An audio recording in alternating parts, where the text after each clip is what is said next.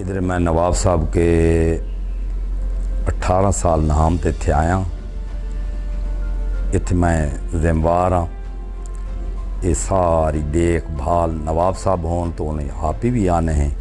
नवाब governor साहब ने वालिद नवाब अमीर मोहम्मद ख़ान ने, वालिद ने नवाब मलिक अता मोहम्मद ख़ान ने 1911 चो ये बंगला मुकम्मल करवाया है, जेड़ी हालत अज भी उसे रखल है जी।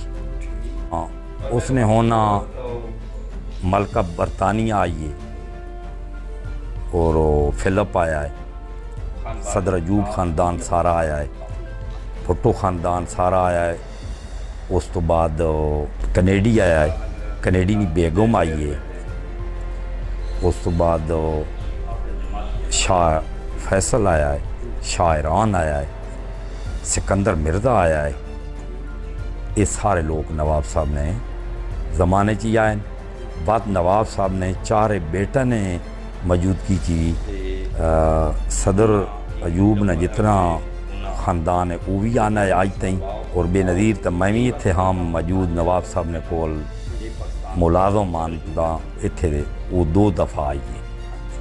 उस तो बाद जरदारी आया है, यूसुफ रज़ा जलानी आया है, मुशर्रफ आया है।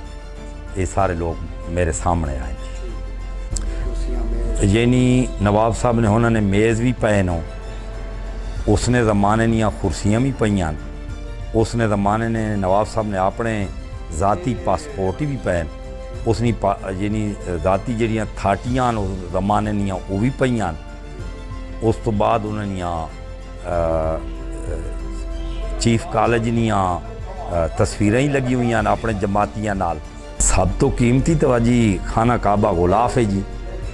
उस तो बाद अंदर कुरान पाक पैन जी, हर अलमारी ने विच या नमाज भी हो सी, अंदाज़न